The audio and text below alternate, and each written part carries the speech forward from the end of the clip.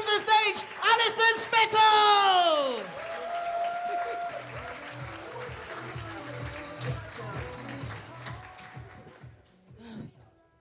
I promise I won't, you're okay. How are you getting on? I've after taken a nameless energy drink about an hour before I came here, and I feel like Jason Statham in Crank at the moment.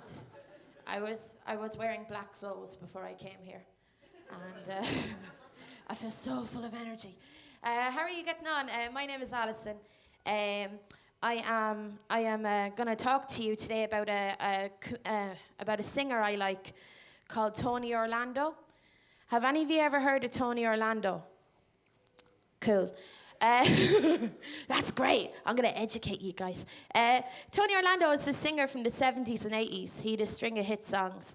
He had one song, I bet you know it. Do you know the song that goes, tie a yellow ribbon round the old oak tree. It's been 3 long years. Do you still want me? If I don't see a ribbon round the old oak tree, I'll get on the bus, forget about us, put the blame on me. If I don't see a ribbon round the old oak tree, da da da da da da da da da da da da da da da da da da da. I'm getting on, I've spent my time, and I really want to know what's it. Now I won't sing the full song, lads. I'll just give you a taste. Now, that song is about Tony Orlando being imprisoned for 3 years, 3 long years. And what he wants to do is he wants to communicate with his current girlfriend to see whether they're still in a relationship or not. Now, what worries me about that song is that Tony had access to a recording contract, able to get that song recorded and distributed, but yet was not able to make a phone call to his current girlfriend to see whether they're still in a relationship or not. Now, you may be going, Jesus, Alison, don't judge man. I'm one man on one song. No, I'm not. I'm judging him on 2. He has this other song called Knock 3 times on the ceiling if you want me, twice on the pipe if the answer is no. Now, that song is about Tony Orlando, and in the living above a lady, right? And in the verse he says, I can see you dancing through your window. Now, how can Tony see her dancing through her window if he lives above her, huh? I can only presume Periscope. He's a strange fish. Now, what worries me about that song is that he lived in the same building as her, yet he didn't have the confidence to knock on the door and ask her whether she wanted to be in a relationship with him or not. He had to, once again, record and distribute a song, hoping that somehow she'll hear it.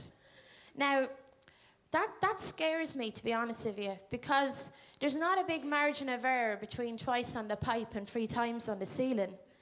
And I feel that Tony wouldn't have found himself in prison in the first song if he didn't invent this weird arbitrary language of knocks and ribbons and maybe asked the girl if she wanted to be in a relationship with him.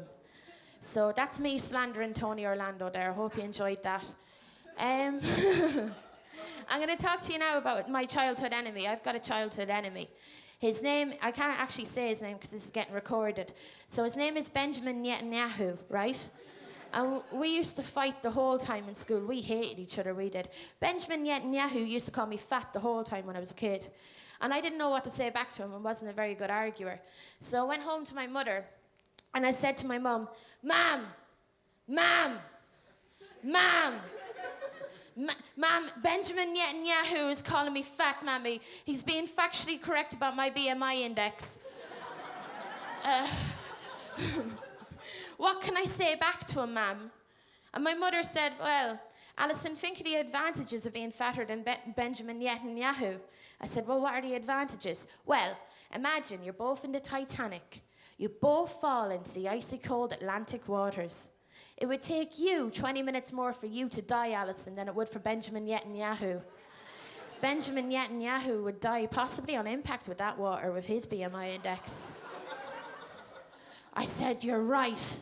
So I'll go tell him that tomorrow.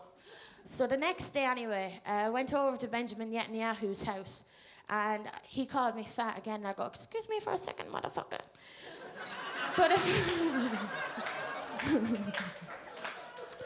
But if we were both in the Titanic, Benjamin, and we both fell into the icy cold Atlantic waters, it would take me 20 minutes more for me to die than it would for you, Benjamin.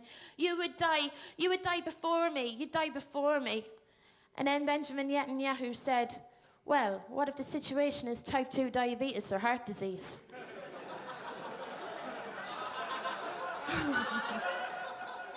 You win again. But I don't want you to feel sorry for me in that situation, because you may be going, Jesus, Alison, you're just telling me sad stories about your childhood. This is not the Angela's Ashes show. No, it isn't. But I want you to know that I have won the war with Benjamin Netanyahu, because he's now addicted to heroin. So... and that's genuinely true. So who wins there? Now, the way I used to get revenge on... I'm sick of calling Benjamin. The way I used to get revenge on him the whole time was I used to play this game called The Sims. And if... Yeah, whoa. And I was really tempted to buy the new Sims, and I was like, no, Alison, you have a social life. Keep away. But the way I would get revenge on people is if they really pissed me off, what I used to do is I used to play The Sims, and by God, I used to give them the worst life possible. I mean, Benjamin Netanyahu, he had an outdoor toilet. There was carpet all in the front garden, you know. There'd be a black and white television. I'd be going, look at how you live, Benjamin. Look at how you live, you fool. Shouldn't have called me fat, huh? Now, if Benjamin really pissed me off, what I used to do is I used to make a very big swimming pool with the leftover money of me making him a shitty house. And what you don't know about Benjamin is that he had 2 parents and 4 brothers and sisters ranging from the ages of 8 to 18. And if he really pissed me off, I used to put his family in the swimming pool. But I'd keep Benjamin outside, and then I would take away the ladder. Now, as a seasoned player of The Sims, you may know that it takes 20 minutes for a sim to die of drowning when you take away the ladder.